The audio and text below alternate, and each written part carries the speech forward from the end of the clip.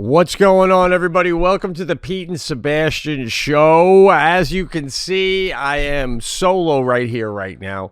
Let me walk you through what's going on. I mean, we've done over 600 episodes, and this is a very unique situation we're dealing with today, okay?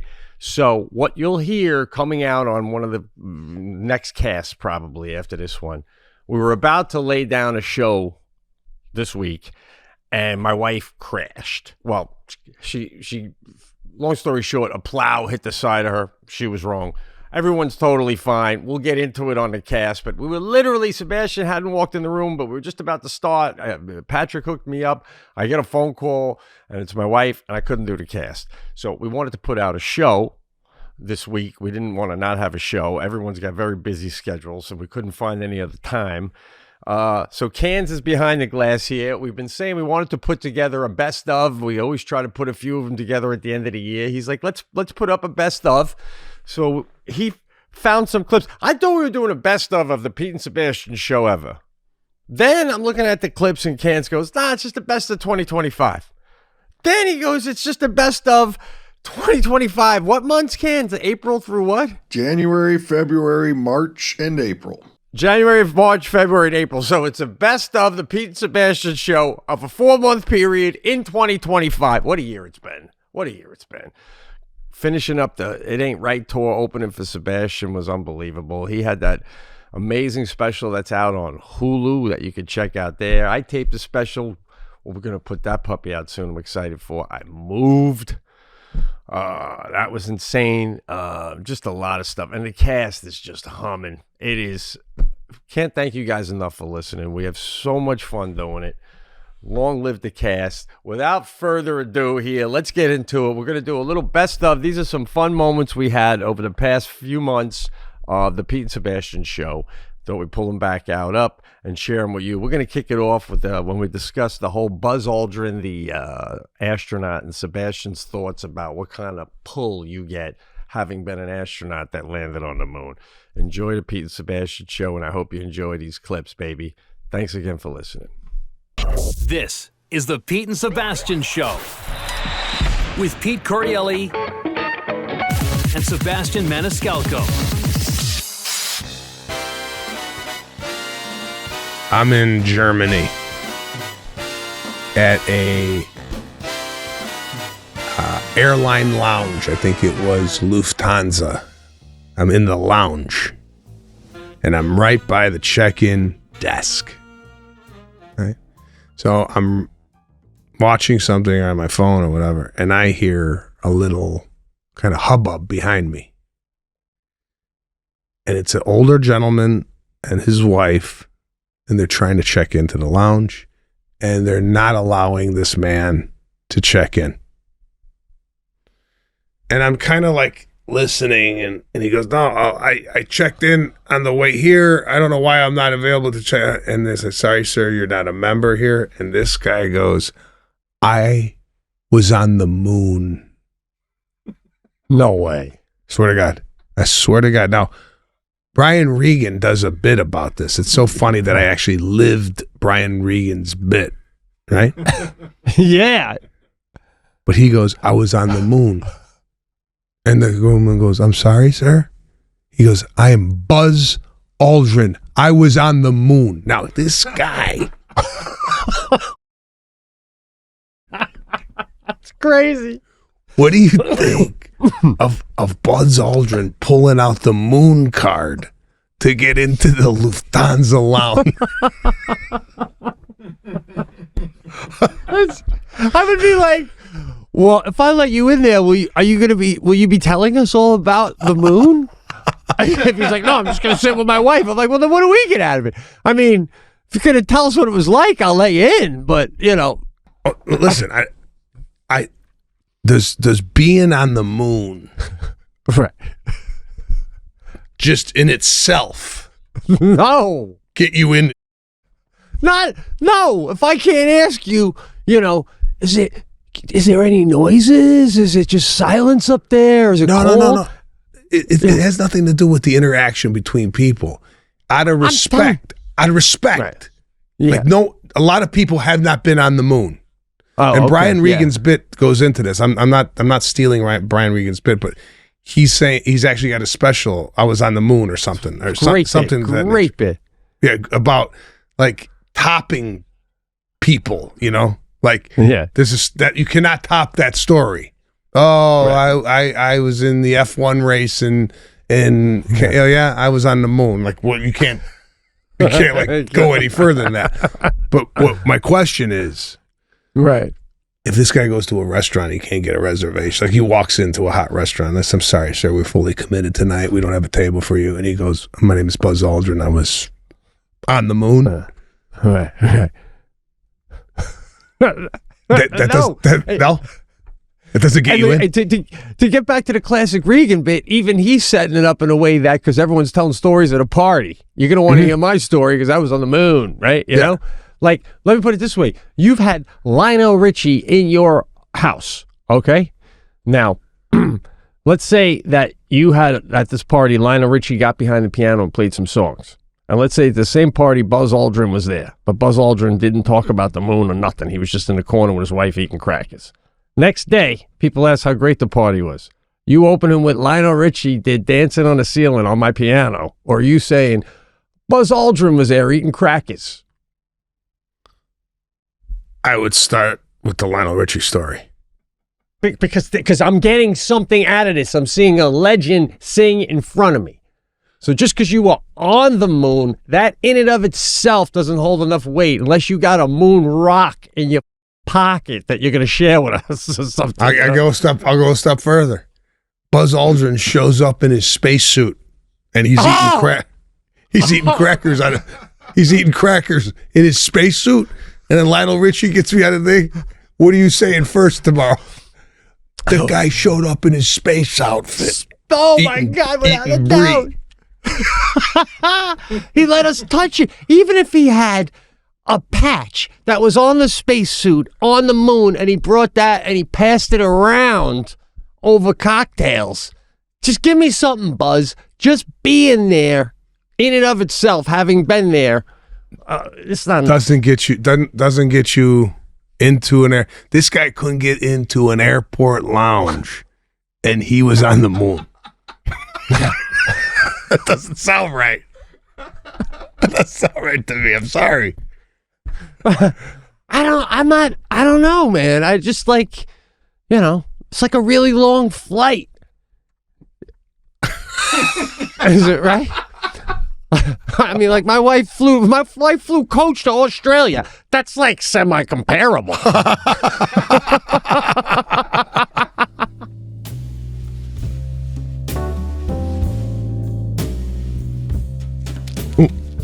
Little beef jerky. By the way, totally into beef jerky. Maui. I think you say Maui. Little venison stick. Great little snack. Not a sponsor. Send me free, please. Yeah. I'm sick of paying full price. All right? I'm sick of it. Deer meat is not a great little snack, I don't think. I mean, picture like if a deer is standing there and you were to bend over and take a bite out of its back. That's what you just did. That's not a snack. I'm sorry. Okay, let me take you back 4 weeks ago when you were down in beef jerky from John. Right. But I'm not, in your I'm hotel not promoting it to youth. We got young kids listening. They're gonna think beef jerky is it's meat, guys. Yeah, which you were devouring. And said, "Oh, this is a beautiful snack at the end of the night. I eat my beef jerky, and I get in my bathtub." Because I had lack of options. Now I'm home and I got other options. I'm sure I've been to your house. There's always an abundance of fresh fruit. It's like a goddamn lobby at a 5-star hotel in Mexico. That's how much fresh fruit's floating around. All right. You're coming up with packaged deer meat. It's great. By the way, John Petrelli, whose meat we have from the road, also wrote that book. I finished it. I'd like to get into that at some point with John, maybe down the line on the road. We'll do something with that. Do an interview with him about it. Incredible book. Well, let me just kind of give you a compliment here in regards to your, and you must have scored really high on this in school. Your reading and comprehension, I'll put it up against any Harvard grad. The ability to not only read, but then offer information to other people from what you read is astounding. I mean, John was even stunned that you remembered these little idiosyncrasies throughout his book that, you know, he thought maybe you wouldn't have picked up on. Oh, well, listen, I appreciate that, but it's like bread. My knowledge from books, it's like it has an expiration date. Like, you know, within a year, I won't even remember the title of his book. It's so sad. I hate that about it, though. You know, you only remember like nuggets, but the last story about falling out of the boat, oh my God, he almost drowned. The boat kept coming around in a circle, pulling out a knife, cutting his waders off while he's drowning. His waders off. If I'm drowning, I don't have the wherewithal to go, let me get out my knife and Tom Cruise this situation. What the I don't think. Go ahead. Would you do it if you were dying and you had a minute left to think about how to solve the problem or a minute left to cry? I'd die. Me too. I do one loud...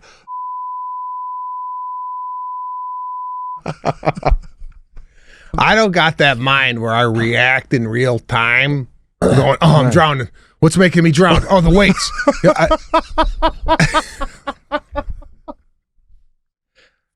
I don't do any of that. I just go down. That's it. We're done. That's a funny bit, bro. That's a funny bit. You don't go, "Oh wait, if I tap on the door, the glass will shatter, and it'll give me time to pull myself up. If I just hold that, I just have to. If I could just reach." Like I'm dead. Like. You see those videos where the car careens off the road and ends up in a lake, right? And it starts to submerge, right? And then you see the people in the car, you know, like you said, either they have a mechanism that breaks the window or they're trying to get out. If that was me, boom, in the car seat, this is all you would see from out. You would just see me with the hands on the wheel just going underneath. Goodbye. We're done. That's it. And if I did get out, like saving people, nothing. I'd be like the Kennedy, right? I'd be just all wet on the bridge lying. I don't know what happened. Is she here? Still down there? All right, welcome back. We're flowing along here with the little latest best of on the Pete and Sebastian show. We're going into another one. It's a video of Tom Cruise, and I'm only coming in right now to say, folks, that like the other day I felt compelled to tweet. Tom Cruise was being so polite to somebody, and it made me want to be more polite in my life. So I threw out a tweet like, "Tom Cruise makes you want to be a better person." Da da da. Sarcastic, funny. Some guy writes back, "Pete, that's a little bouncy." Oh God, there we go. My whole day was ruined. I didn't need to hear that. But some of you guys may think, like, what's going on with these two and their obsession with Tom Cruise? It's not an obsession. Someday you're all going to realize what I already know. Tom Cruise is as important to America as the fucking Grand Canyon. Sit back, baby. Watch this video of the man doing his thing.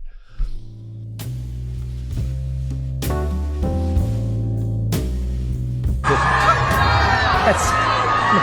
why would you do that? Why would you do that? Come here. Why would you do that? Why would you do that? Funny. Not very funny. No, it's okay. No, wait a second. What's so funny about that?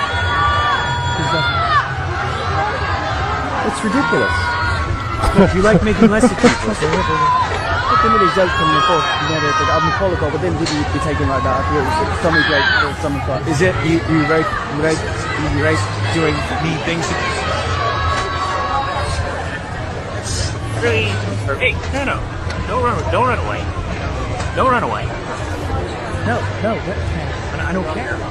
That's incredibly rude. I'm here giving you an interview and answering your questions, and you do something really nasty. You're a jerk. Well, you know what? So he comes up there. I'm sorry, so you assume yourself. Kind of quick. I'm sorry.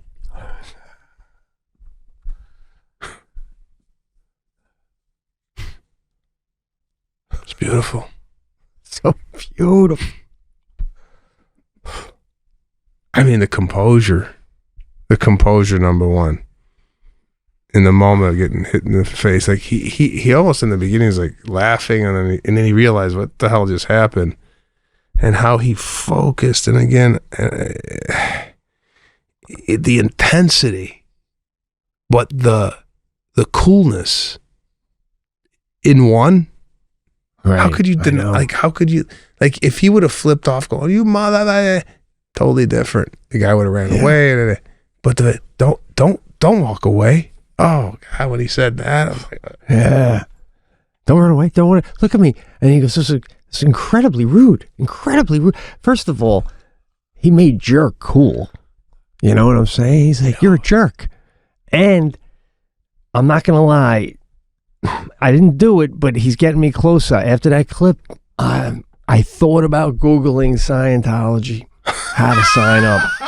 Because if that's what's coming out of there, that level of class is coming out of those churches, then, you know.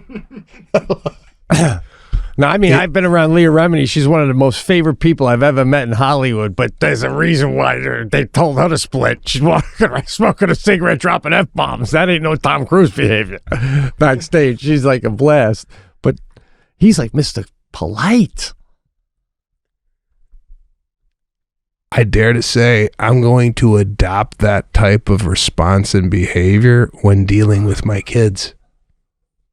I mean, instead of yelling and going, you know, just bring them in and going, that's incredibly rude. Yeah, but I don't know.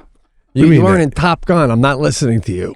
It's like you have to have the resume. You have to have that resume to talk like that. You know what I mean? I don't know if you do or not. I think like, if I feel like... You know what? I'm amazed, and I'm looking at this. If I got squirt with water on the red carpet, there would be no one on my team that would have a fucking towel ready for me. I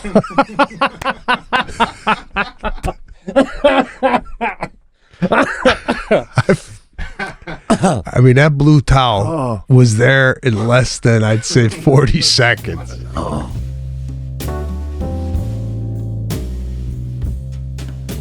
I got another one on my list I want to share with you. Okay. Because I need your opinion on this. There's a guy, I don't want to say too much because it's in town, but he provides a service for me. A smart guy, upscale guy, in the medical world. Anyway, he almost died. That's a mystery in itself. So anyway, he had a health scare. He almost died. Okay, I mean, really almost died. And it wasn't like a disease. It was like a shock the system. I don't know. Point is, it came out of nowhere. Almost died. Got better. Thank God. Really wonderful human being, the little I noticed, man. And the last time I was around him, I said, how you doing? He's like, 95% back, just almost totally there with the weight, blah, blah, blah. And already a fun guy and an upbeat guy whenever I've been around him, but now even more so. And I'm wondering, asking you, do you think if you almost died and then you didn't, that you would always be in a better mood the rest of your life? You really, you know, like that, you think it would give you that live for every day, man, because you never know. What do you think, like after like 6 months, you'd be back to having a problem? Yeah. As you said. It would wear off. It would wear off. It would wear off. That's fucking hilarious, bro.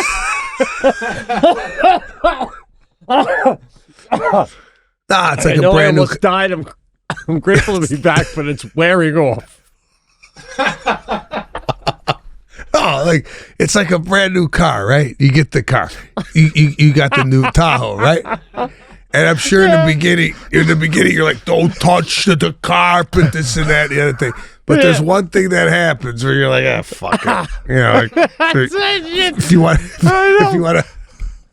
want to piss in the back seat, go ahead, piss in the back seat. Oh God! So what do you? So then, what do you think your personal countdown would be on that? I mean, that's almost a borderline miracle you didn't die.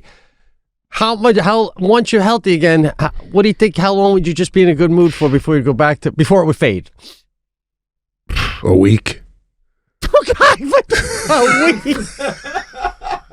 Makes me wonder. You even want to be here in the first place? Holy shit! Before you know it, come on. You're gonna be on an airplane, right? Let's say let's say. God, bro, I was in a good mood for a month after the Christmas bonus you threw my way. Listen, Yeah. you almost die. Yeah. Okay? Yeah. You're back to 100%. You're like, oh my God, man, I dodged a bullet there. You get on an airplane to go to a gig. Guy says, hey, man, would you mind taking a photo of the mountains outside your window? Are you going, yeah. You're probably going to revert back to, get the fuck out of here. Don't tell me you're all of a sudden Mother Teresa after you How long? dodged death. How long was this since I dodged that? A week. Oh, God, a week, bro. I'd be like panoramic and portrait. Are you? Absolutely. And then I'd be like, let's look at it together. Does it look good? It does look good. Man, I might even hand him his phone back with the God bless. God bless. I might use that for like 3 months. You know? I mean, a week later, you don't even care anymore that you dodged death. I know, bro. That's just for comedy purposes. If I said 3 years, we wouldn't. Then we'd be like, that's not funny. A week is funny. Hilarious. Absolutely. I couldn't agree more. All right, here we go. Thanks to Shopify for sponsoring this episode. The origins of the cast were once just a dream, and that dream turned into the podcast and business you're listening to today. Starting your own business is a dream lots of us share, but too many of us let it remain just a dream. Don't hold yourself back thinking, what if I don't have the skills? What if I can't do it alone? Turn those what ifs into why nots with Shopify by your side. Shopify is the commerce platform behind millions of businesses around the world and 10% of all e-commerce in the U.S. From household names like Mattel and Gymshark to brands just getting started. What if I can't design a website? Shopify's got you from the get-go with beautiful, ready-to-go templates to match your brand's style. What if I need a hand? Get help with everyday tasks like enhancing product images, writing product descriptions, or generating discount codes with Shopify's AI tools created for commerce. What if people haven't heard about my brand? Shopify helps you find your customers with easy-to-run email and social media campaigns. And what if I get stuck? Shopify is always around to share advice with their award-winning 24/7 customer support. Turn those dreams into cha-ching and give the best shot at success with Shopify. Sign up for your $1 per month trial and start selling today at shopify.com/thecast. Go to shopify.com/thecast. Shopify.com/thecast. Cha-ching. All right. Thanks to Rag & Bone for sponsoring this episode. Go to rag-bone.com and use promo code THECAST for 20% off site-wide and some extra savings. I'm going off script here again, folks. I'm telling you, go to Rag & Bone. If you're a woman and you got a boyfriend or a husband, he'll love it. He'll love it. There's good stuff there. I got a pair of black jeans that are just humming, man. They get better with every wash. They're my stage jeans. As I said on the last ad read, I got a white shirt that is just beautiful. My Rag & Bone white shirt, I like it so much that when I eat out with it, I tuck the napkin like a mobster because I don't want to get anything on the Rag & Bone. I don't do that with any other clothing brand. Rag & Bone stuff is really good. And listen, I'm not going to lie to you. Really good comes at a price. That's why this 20% off is beautiful, and you got to take advantage of it, People have been saying lately sometimes when I go out, well, you look nice. What's going on? Rag & Bone. They make jeans that are built to last with premium materials and craftsmanship, okay? And not just for a season. These last for years. So do yourself a favor and upgrade your entire wardrobe with Rag & Bone. It's beautiful stuff. They use meticulous 8-step process to create rich, multi-dimensional washes. Bottom line, it's time to upgrade your denim with Rag & Bone. So for a limited time, our listeners only, I talked to the Rag & Bone people, you're not getting this everywhere. Our listeners are getting 20% off their entire order with code THECAST at rag-bone.com. That's 20% off at rag-bone.com with promo code THECAST. When they ask where you heard about them, please support the cast and let them know we sent you.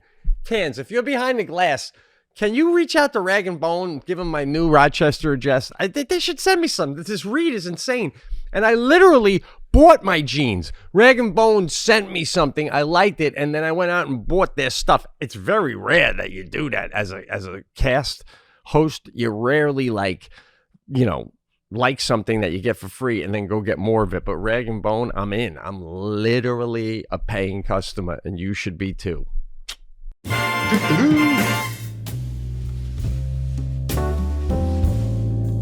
So I'm flying out after the casino gig, right? And I get to my bedroom that night at like 11 o'clock after the show.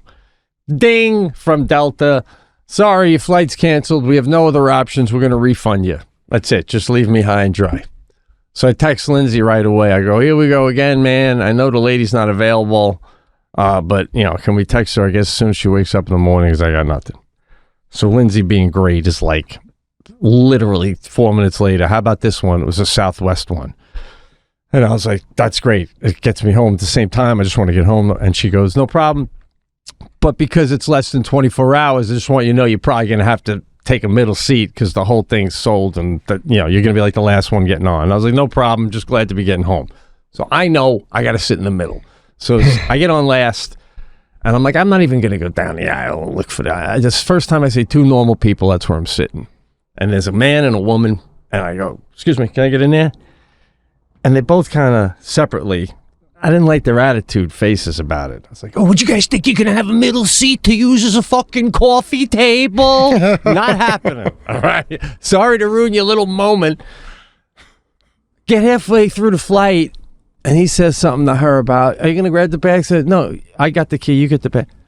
And I'm like, oh, they're married. And they do the thing on Southwest where they pretend they don't know each other. And no one will sit in between us because nobody wants the middle seat. And then we'll have two seats for us, honey, me and you, that we can have. You know what I'm saying? So then... No. Hold on. Let me cut you off. Oh, Christ, God. Yeah, I felt like I was in the middle of a threesome. So... if that was the plan to begin with, and then you said, oh, could I sit there? I would go, no, you could take the aisle, and then you would just move into the middle seat to be with your wife, right? You wouldn't let a stranger sit in between your wife, would you? It's a tricky thing, because I said to Jackie, I did it also, because I go, isn't that gross, Jack? And she goes, well, why didn't one of them just move over? I go, because then they would have to admit that they were being cheesy fucking losers trying to get a free middle seat. It's gross. It's a problem with this country, you know what I'm saying? Don't get me wrong. I have my own little rules, and I try to break the rules my own way, but you don't catch me. That was gross. now I'm in between a married couple. Oh, God. Yeah. I'm surprised you didn't go, oh, do you want to sit here? Like, you should have put them in the position go, I didn't know you guys were together. You want to sit here? I know what I want to do. I want to turn to the guy and go, you're lucky I'm married, because if I wasn't, I'd be making out with your wife halfway home. All right? Just to teach you a lesson. Never put a seat between you and your wife, because you never know who's going to sit in it. Yay. Mr. Charming. Again, fake conceited, but so fun to do. Everybody should do that once in a while. Just fake be conceited. It feels so good. Oh, that was a good story. Ironically, too, recently I flew Southwest with my wife, and I took the middle seat to be next to her. We talked about that on the cast. By the way, this clip coming up, we talk about our wives and, things that could be deal breakers in relationships. It was a funny conversation, but there was another episode, a recent one. If you haven't checked out, 382, I think it was, Cans. Is that the one? 682. I don't know why I said 382. 682 is one of our recent ones. Man, we went in it about the wives. But here's another little clip about things that can ruin a relationship.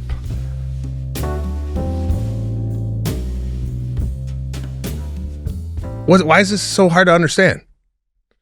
I have a problem with the apple. She had a problem with the sushi. Now, in your head, that's her problem, right? The sushi. She doesn't know how to deal with the sushi, right? So you're telling me that's her problem to figure out. That's different. Oh, no. Why?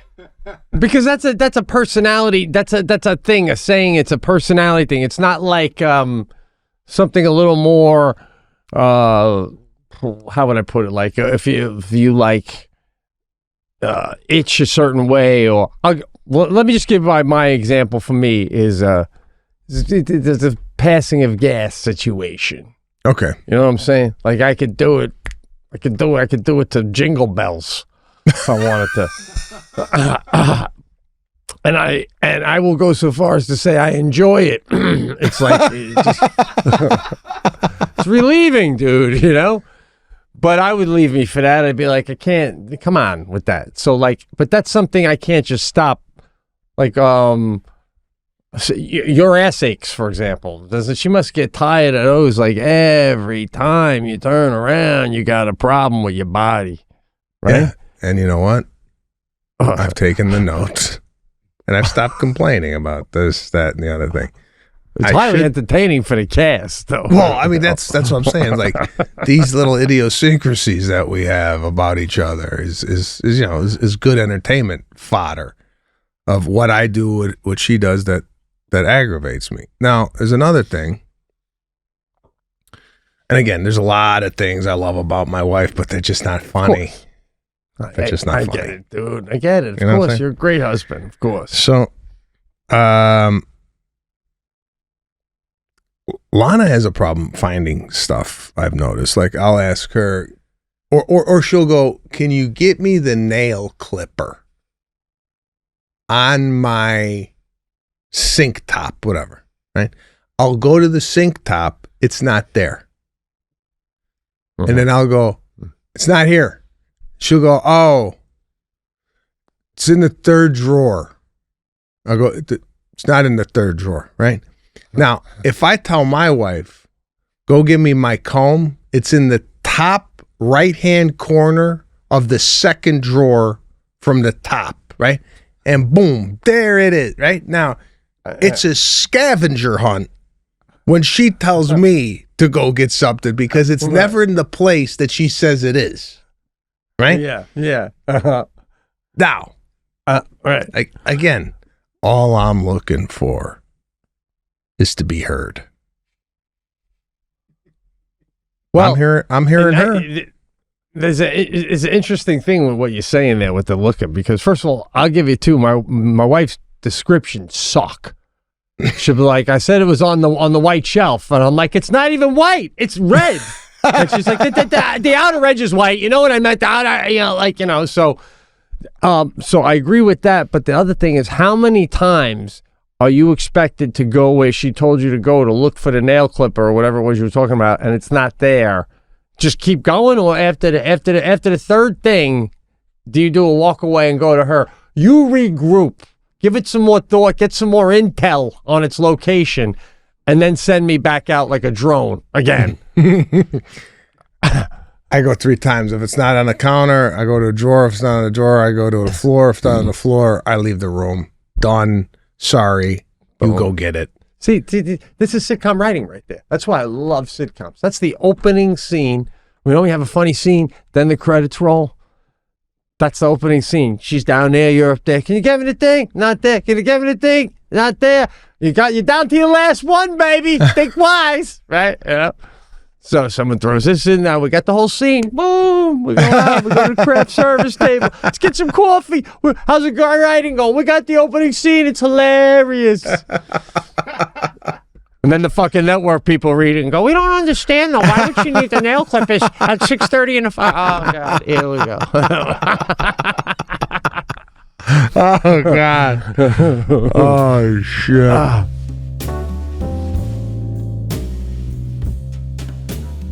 Even though it could be a bowel situation, I think you got to give Luigi like a capful.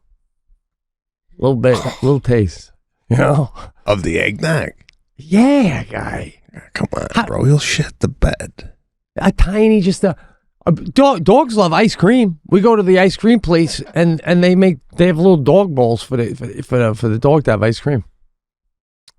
Dogs love it. I mean, I don't know. Yeah, of course they love it, but is that even good for their system? Yeah, bro. You give Luigi just enough to like a beer cap full of eggnog, and let him lick it, and then you just step away. Once he's done licking it, you see it click in with them. They get that. They look over like, what the fuck was that? And do you have any more? You know, it's like, Jesus, it's like you just blew crack right up their nose. You can't deny Luigi the taste of eggnog in his whole life. This dog's never gonna taste eggnog. He doesn't have to guzzle. Just a little.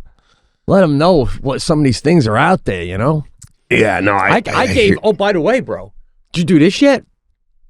I gave my dog a piece of Petrelli's meat, and I held it. Like, so only a little bit would be at a time, because I know if I gave him too much, he'd swallow the whole thing. And he was nibbling around, and I'm holding it so he can't pull it. And he's trying to pull it out of my thing, and so I'd pull away, and he'd have a little piece of his mouth. And then he finished that, and he'd come right back for more. And I'm looking at him like, guy, right? This shit is like, this is like literally biting right into the side of the fucking animal. That's how fresh Petrelli's meat is, you know? I love when my dog loves that, kind of, you know, when I give him something like that. I know. I haven't given him the meat yet, but I have given him some jerky that I bought at the store. And you're right, man. This guy, he follows me around. As soon as I go into the cupboard to go looking for stuff, I turn around, he's there just staring at me. And then if I give him a little taste of something, you ever like you give them taste of something and put it on the floor and they eat it? They look up at you, and I don't have any more, so they go back to the floor, still searching for any crumb. Yeah, yep, yeah. They'll lick the floor where it was. Maybe if I lick hard enough, more will appear. As a dog, though, your whole life, like, have you taken your dog out yet? Like, wherever, like, I've taken my dog out, and all of a sudden I'll go to the bathroom, and now I realize it had to go. It's a tough life, you know? Like, sometimes, like, not being able to piss when you want, or you give it a little piece of meat, now it wants more, and I gotta wait till you decide to give me more. Like, yeah. You know what I'm saying? Tough life. And it's not, I don't know. It's not a tough life, believe me. This dog's living like a king down there. I just went down there in between casts, and he's just laying there sleeping. I walked by, kind of startled him, woke up, kind of got in there, gave him a little. I did the same damn thing. And I opened up the door to the outside for the dog. You want to go pee? And he didn't even get out of bed. He just gives me a look like, I'm a mid-nap guy. I'm mid-nap.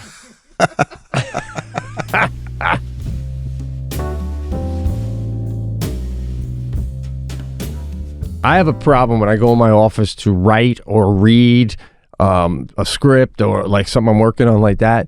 Man, I got about a 45-minute window, and then my eyes are like weights. Like, I just get so tired to the point where I sneak a pillow in my little office. And you can't see me in there when I lock the door, like Jackie and Sadie can't. And I'll lay down on the floor, and I'll just like, so my wife thinks I'm in there writing or whatever. Not that she'd care, but I don't want my family to see me. And I'm on the floor like a POW. Out for like 10 minutes, and then I'll wake up and I'll write again. Then like 40 minutes later, my lids go back down, and I can't go much more than an hour without needing like a 5 to 10 minute nap. Now with the TM, are you just like you can just keep going? I like the fact that you're what I call cheat sleeping. Okay, right. You act like you're doing something so bad, right? Like you're cheating on your wife, but you. But like if you walked into a room and Jackie said, "Hey, I'm gonna go on the treadmill," right? And let's say you walked in and she was sleeping on the floor next to the treadmill, would you go, "What are you doing?" Or would you If she was on the couch, I wouldn't. If she was, I go, oh, you're not feeling well, because she never takes a nap. You know? So if Jackie walked in, and when you were in quote unquote a writing session, which sounds more like a nap. No, 45 minutes writing, 15 nap. Listen, let's call it. I've been very sympathetic to your TM. All right, so please. But let's call it what it is. You should just say, "Hey, I'm going to call take things it." what they are. Is that what we're going to do now? Okay, I'll go after you. Let's just call it what it is. You should just say, "Babe, I'm going in for a nap, and I might wake up to write."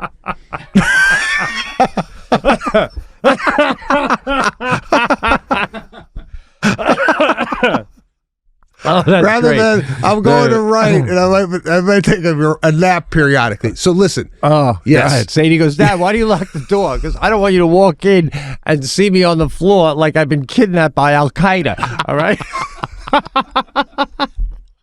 So, do you think if Sadie walked in and saw her father sleeping on a small pillow on the floor, that it would totally change her opinion of you?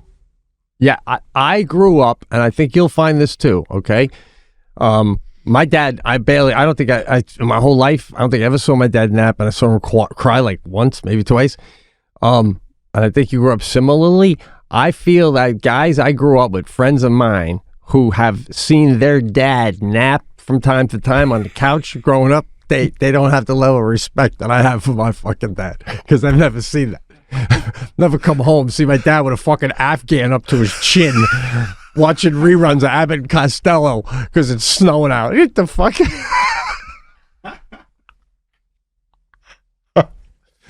Oh, see that little ramp? I don't even do the TM. I know, but if you had a TM, that rant would have lasted another minute.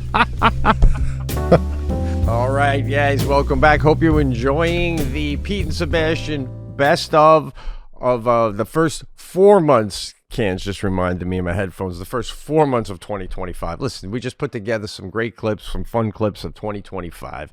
It's the holiday season. I hope you guys are all getting settled in. Hope you got the shopping almost done, the trees decorated, maybe the menorah is ready to go. See how I did that? Included everybody. Beautiful right there. Get that Dean Martin on, get that Sinatra Christmas music going. Speaking of which, Sinatra, God, just another American treasure.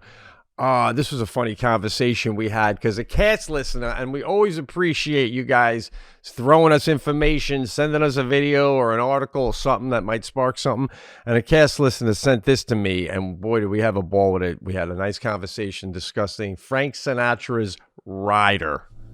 Listen, enjoy.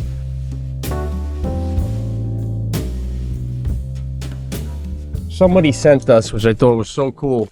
They got a hold of Sinatra's backstage rider from back in the day. Oh, yeah, let's see that. And this is from Ryan. Ryan Campbell sent this, so thank you, Ryan. Check this out. I'll tell you right now, you see this thing? Sinatra wasn't doing no transcendental meditation. You want to read them, Patrick? Yeah. Frank Sinatra dressing room contents. There's 37. So Pete, pick out the ones that you think are like unbelievable. All right. Well, the first four are pretty cool to me right out of the gate. Color TV with second input for in-house pickup.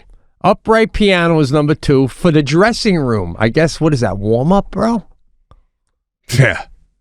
And private telephone with a dedicated line.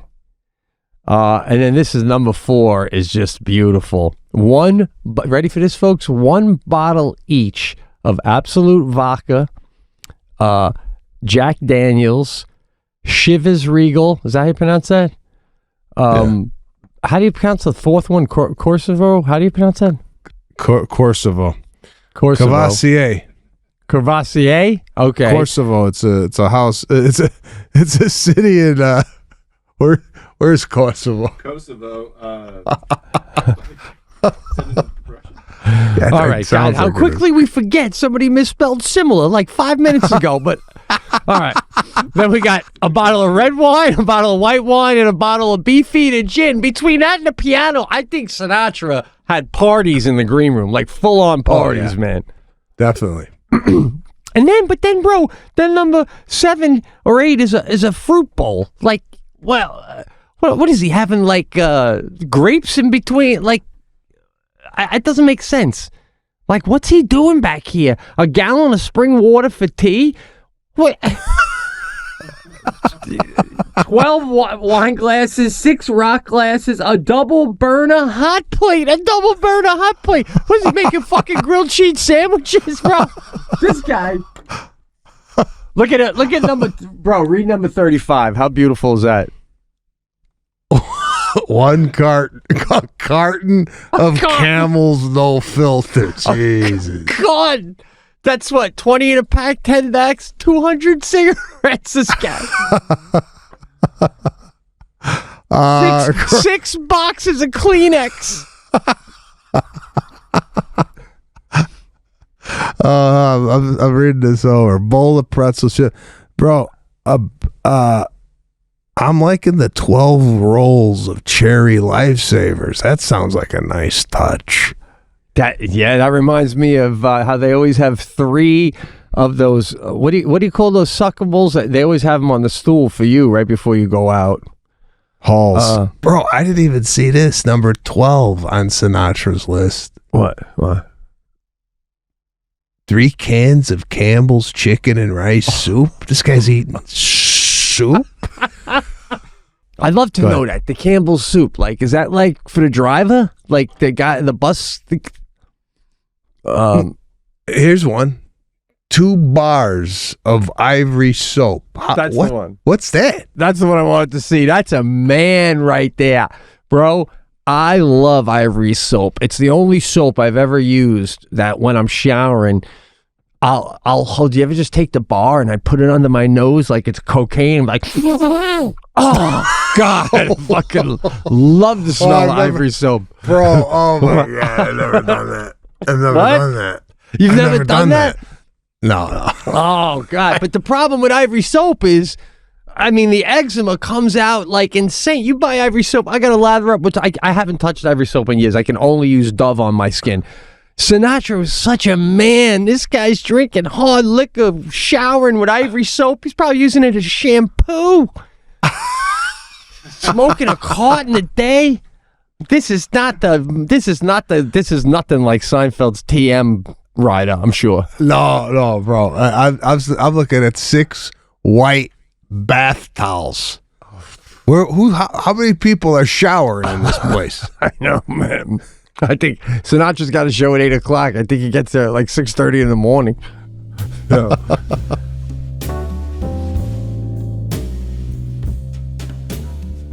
I had my shoes off prior to the turbulence, right? So then the wherewithal, you have to give it the wherewithal to be going through turbulence like that, right?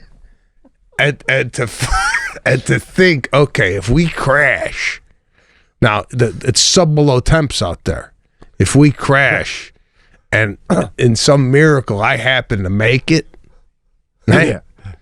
Yeah. I don't want to be walking around with my socks on, right? So during the turbulence, I'm putting my shoes back on. Well, I was, when that came up again at dinner, I was going to tip my hat to even more because I thought you were putting your shoes back on because for all the years of casting and how we're always on about men and their shoes and you keep your shoes on, I felt like you were like, I don't want to die. And then they find out, oh, God, he took his shoes off on the plane? Fucking tacky. But I didn't realize you were doing it just in case you need to land and run. I don't think it would be a good look if at the end of the day there's a crash site and then everybody died and Lana came down to the crash site and one of the firemen came up and go, we found one of his shoes 3 miles back. You know, like, I didn't want that to be a moment where they brought the shoe in going, oh man, that's a shoe that they found. So let's see if we can find the other one for the other kid. Come on. It's crazy. But I was saying to you, what? Go ahead. And Patrick, maybe this is more your world. Maybe you have an idea about something like this if you have an answer.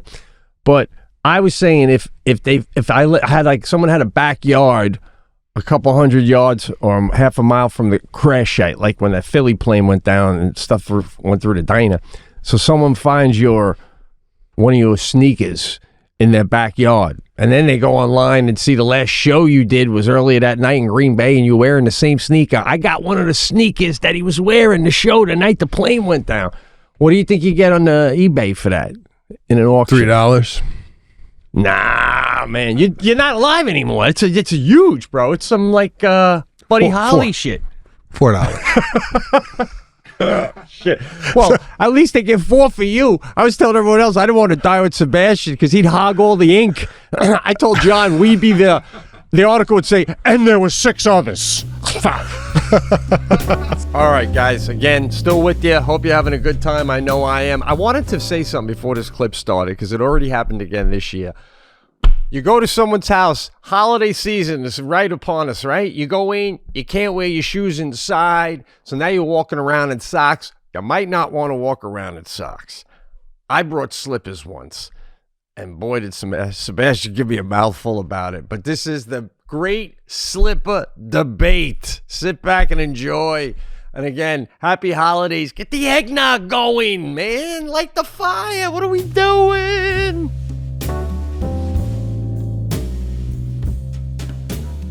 The Correales are having a dinner party. Right. You invite, let's say, a neighbor that you don't really see, or just friendly with them around the neighborhood, but they're coming over to your house for an occasion. It's a non-family member, right? Okay. And they bring their own slippers to your house. What you take? Just hearing you say it, I'm envisioning my neighbor who I kind of like, who'd be maybe the one that might come over. And if I know I'm in a situation where I'm going to make him take his shoes off, I'm like, do I want to look at Chris's socks all night? No. If he turned around and he's like, I knew you wouldn't want me in my boots. I brought my own slippers from inside. I'd be like, what a move. I appreciate it. I don't want to see a man's socks. I'm almost on the same level I don't want to see his feet. You don't want to look at a guy's socks as much as you don't want to look at a guy's feet. But let me throw a wrinkle. You said that you brought over brand new slippers. What if somebody brings over slippers that they've had in their home for 2 years, and on the top of the slippers, sometimes, you see stains or maybe oil dropped when somebody was cooking, right. And you see like, just right. They're used. I know what you're saying. I know what you're saying. Yeah, that's no good. You're envisioning a ratty old slipper like someone, this is my favorite slipper. I've had it for Nah. I mean, like, the same thing with a sock. If I'm going to make you take your shoes off, if you're not going to take your shoes off at someone's places, aren't you presenting them with a sock that looks like it's like right out of the bag? I agree. I think you should have brand new socks if you're required to take off your shoes at somebody's house. But I'm going to throw another wrinkle in this, which I might start doing. What about this? Instead of a slipper, because I feel like if you're sitting around a party and you're having a drink and you're in a argument or maybe a disagreement and you are in slippers, I feel like your credibility for whatever you're saying has been diminished. Right. How about bringing over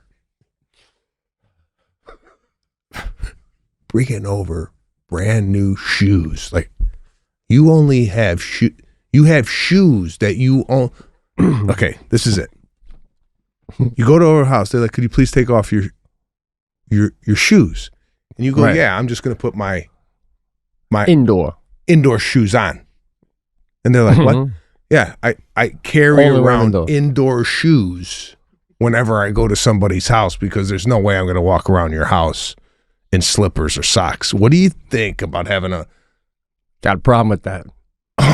Yeah, you got a problem with that. I got 2 problems with that. It's a decent move, but first of all, you're making me as the homeowner take your word for it. That I got to do a DNA test on the bottom of those fucking things. You never did any walking ever. All right. And number two, it's an outdoor shoe. It's a little rough on my carpet. We're either going with socks or a gentle slipper bottom. This house. The floors of this house aren't designed for outdoor, soles. So I don't know. I don't know. We'll have to see the listeners comment on that, guys. If you're out there, you want to comment on this, drop it in the comments below. Nobody's going to read it, but drop it in the comments below.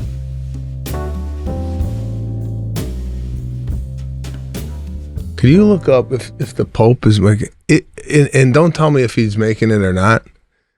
If you were to guess, if the Pope has a salary, what do you think this guy's getting paid?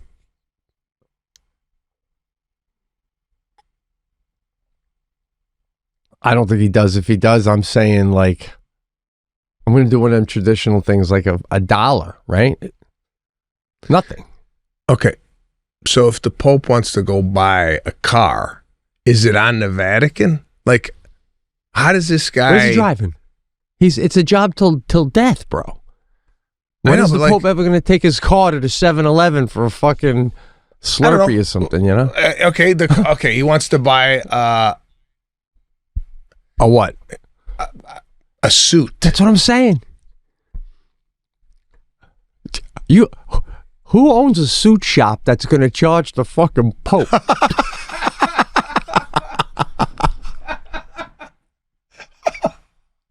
I mean, that'll be $750, and okay, here you go, and you're going to hell, right? I mean, come on.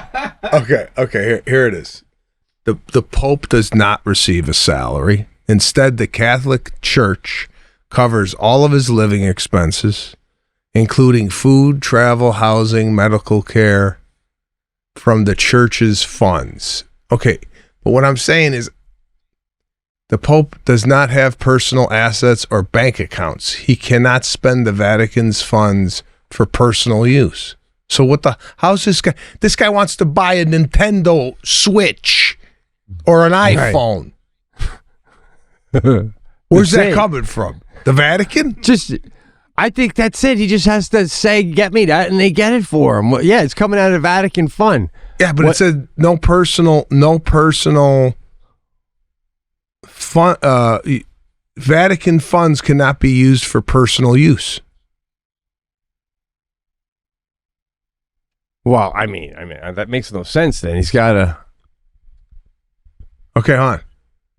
When the Pope retires, the church continues to cover his living expenses and provide him with a home and other amenities. But my question, I guess, is, yeah, they cover his expenses, but like food, is there a per diem this guy's getting?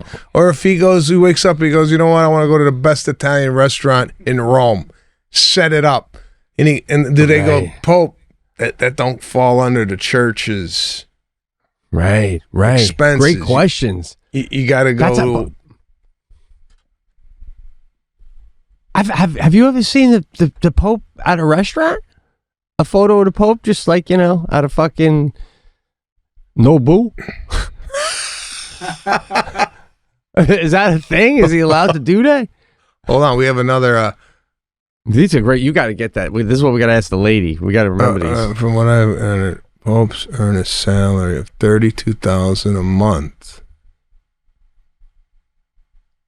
Wait, so he does make a salary? Chuck. What's that? This is just some guy named Chuck on the internet. Okay. So yeah, I guess we got to ask this lady all these different questions. So, no, you're right. Because what if the Pope wants caviar every day? I want caviar, right? You're like, this guy's bankrupting us, man. Or do you just get what you want, man? Well, to your point, who's going to turn down the Pope for a suit? Who in the Vatican is going to go, sorry, Pope, we can't get you caviar? Can you get fired? Well, does the Pope have firing capability? Can he get fired? Can the Pope get fired? Oh, can people come in and go, guy, you're out. You're fucking, we smell weed. We smell weed coming out of your fucking room. Caviar every day. We heard about the suits. We're done with you guys. We heard about the suits.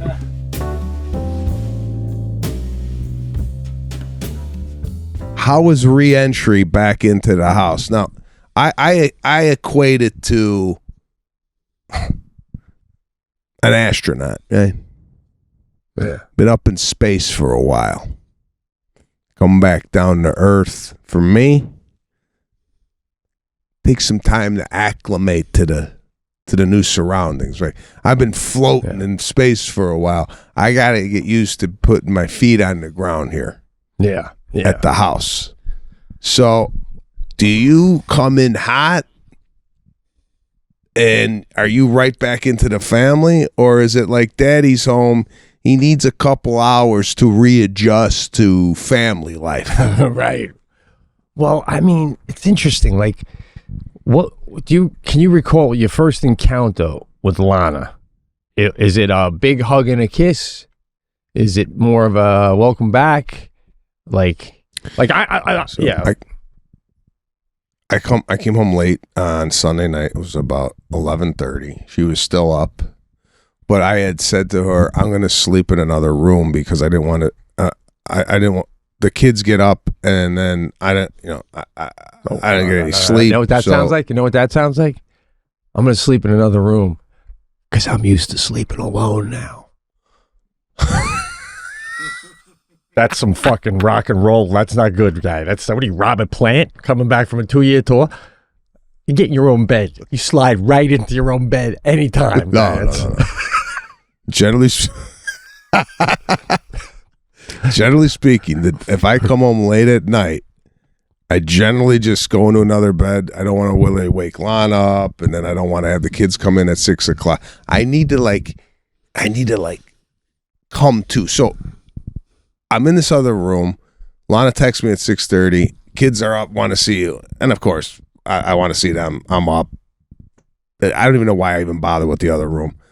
I go in, get the kids, took them to school. But the day I gotta adjust. Yeah. I need a little time to let me go get a massage. Let me ease into this shit. I can't hit the ground running. Right. Yeah. No, What's it's fascinating. It's last night was my first night home. Okay. I just slept. This morning I woke up, right? Because I get home Monday and about 3 a.m, I can't sleep. And I get up and I go to the bathroom and then I come back. I still can't sleep. I get up again and it was windy and I just opened up the shade in the other room and I'm looking out the window because I can't sleep. And I freaked myself out because I'm like, do I miss the road? Am I fucking Hank Williams? What is going on over here? Jesus Christ. Willie Nelson's got nothing on me, I'm already wistful for the next, but I couldn't sleep,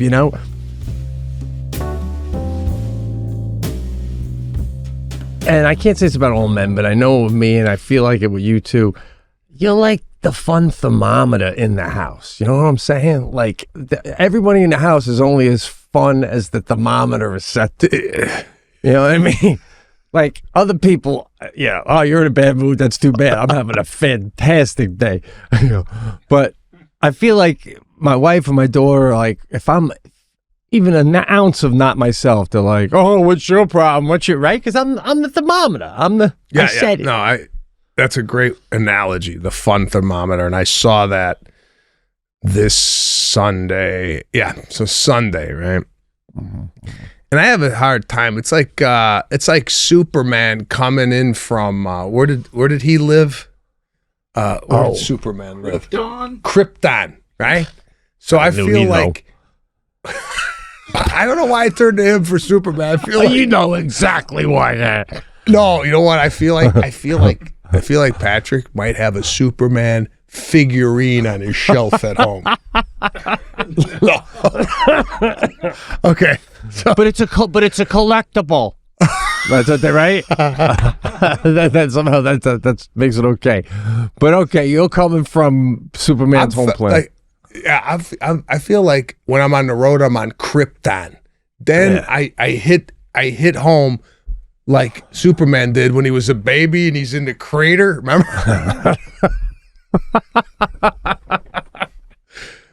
right? And the family comes, oh, what's this? And like the fucking baby don't know what he's doing. He's lifting cars. He don't know. He don't know how to adjust, right? Right. By the way, that first Superman, first Superman, when growing up with Christopher Reeve, when the baby comes down, and there was a point. I think he was in a cornfield. Oh no, he was on the side of the road, right?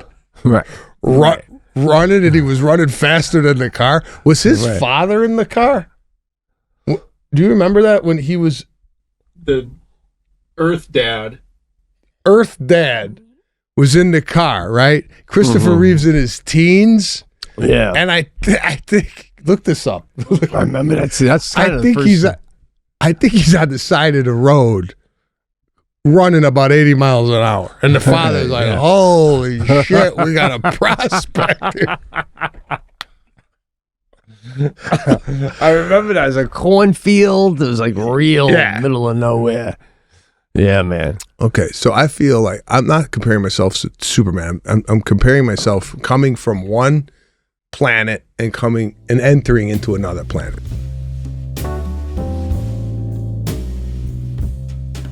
Did I tell you what I told the teacher? I asked the teacher if Caruso's got any crushes on any girls.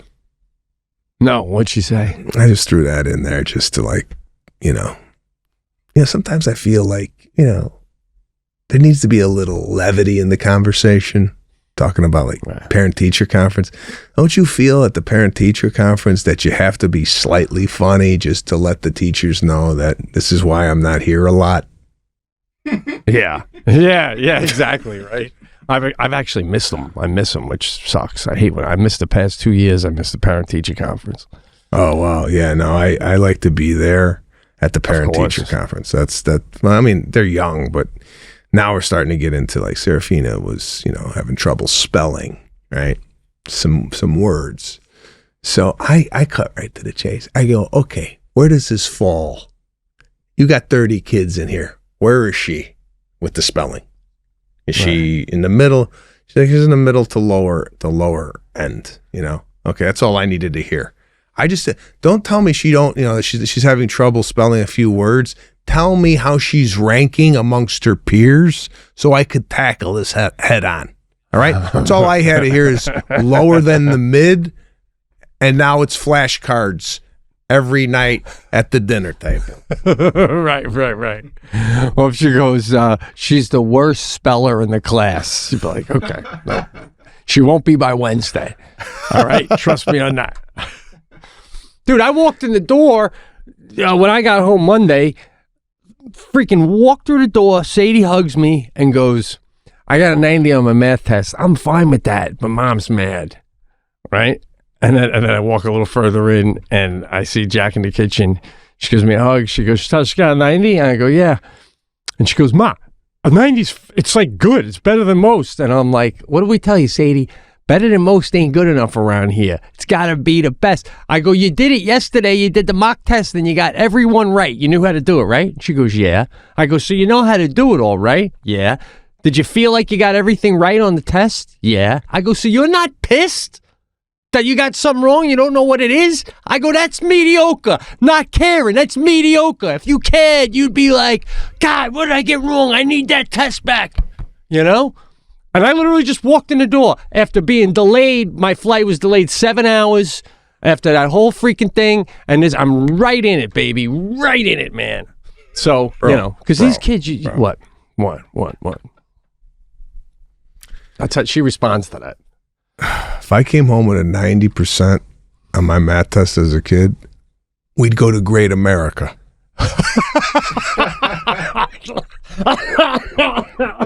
I know, right? Somebody's getting ice cream tonight.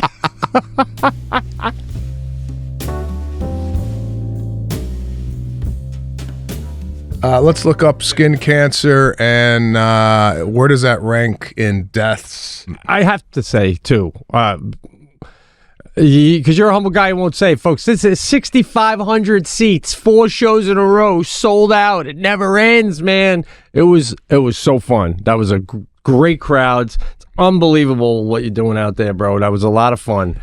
But every day, one thing I got to say, because we've been pure honesty a whole run on this cast for years. Spent a lot of time together off stage now. Spent no time together in Florida, and best time you ever had off fucking stage ever. I didn't say off stage. I said practically. You practically said that. You said on and off. You did. But I saw the tan from you golfing every day. You came to the green room. You were tan. It's not dark enough. I know I was tan. I'm just telling you, this is the finished. It's a little light. I'd be darker. I mean, you got I'm disappointed. Color, disappointed in your color. I didn't lay out. Why not? I couldn't lay out. Well, I was staying at the facility, so people would see the show, and then they come over, and it's very nice of them, but it's embarrassing when someone just saw you perform, and now they're looking at your white feet. What the fuck? You know what I mean? Wait. You did tan because you were afraid of getting accosted at the pool? Not accosted in that way. Embarrassed. I don't even perform in sneakers, right? So I would be like, it's so embarrassing for me to be barefoot, having someone discuss my show with me. It's like so vulnerable.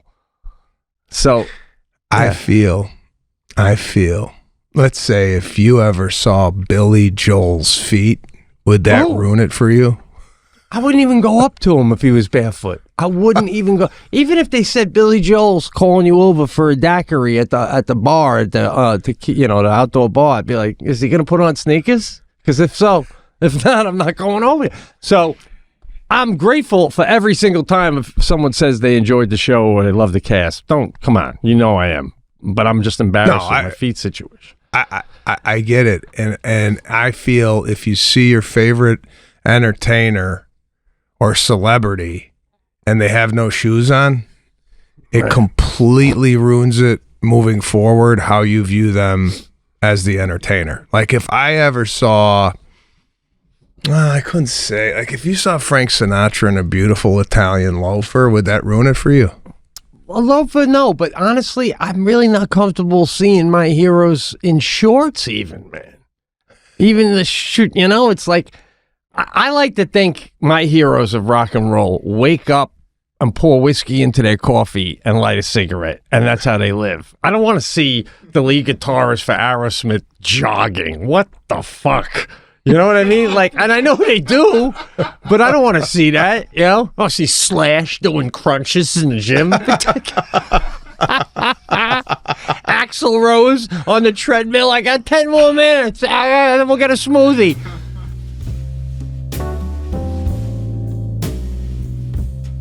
Is DIY people, are they doing it to save money, or are DIY, they doing it? Right? What do did I say? It yourself. I said it wrong. It's DIY. Do it yourself. Oh, okay. DIY. Are they doing it to save money, or they truly love building a desk? Doing, do they love it? Right. We're like, oh, I love this. I can't wait to go in the garage and whittle out a bird feeder. I don't know. I think it's more, personally, of the first thing, to save a buck. When someone says, growing up at my house, my dad rented a jackhammer to put a fucking heating pipe in the kitchen. In my house, when it was DIY time, everyone went, oh, shit. What's going to...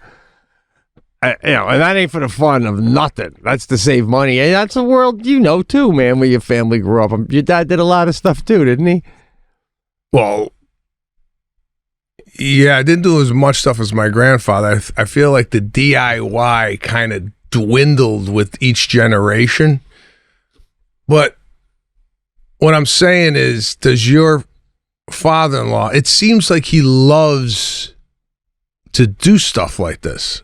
Or is it just out of sheer necessity? I got to learn how to fix the dishwasher because I don't got enough money for this guy to come out and fix it for me. No, never that. He's got plenty of money, always had great job, always had, and he had a landscaping business that did great.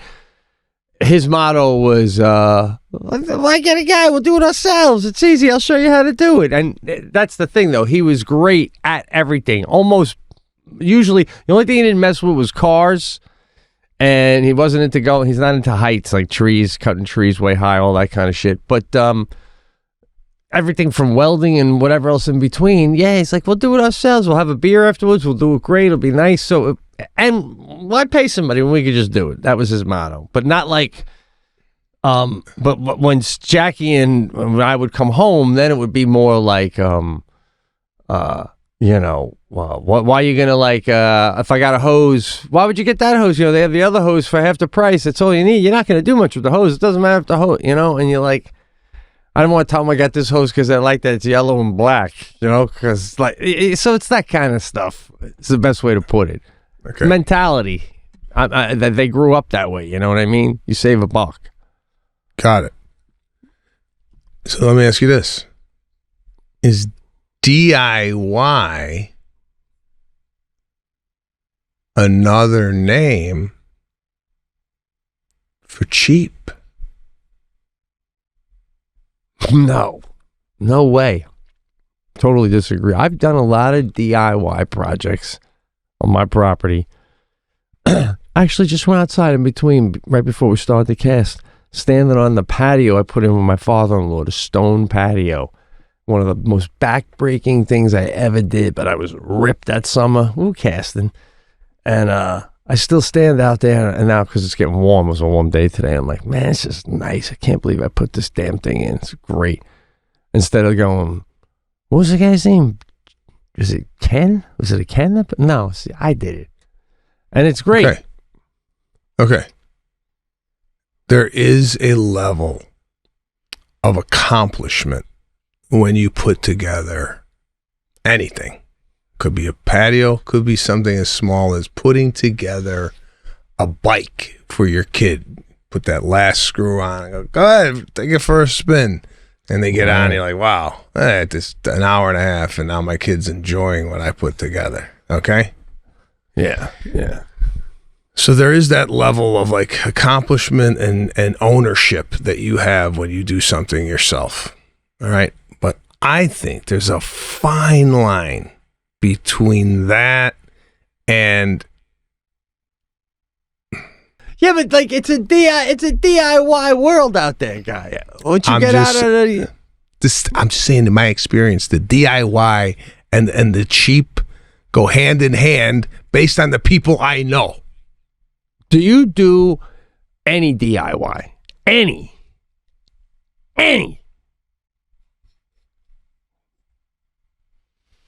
No.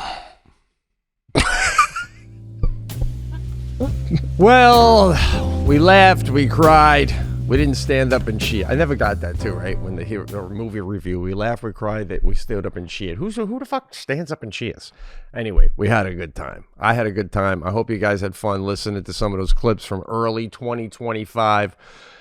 Well, happy holidays. We got a lot more great memories to make on the Pete and Sebastian show, and none of this would be possible if you guys didn't tune in and listen. So again, we thank you for that.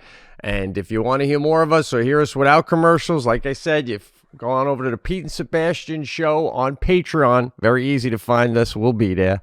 Seriously though. Thanks for tuning in. Happy holidays. We'll catch you next week.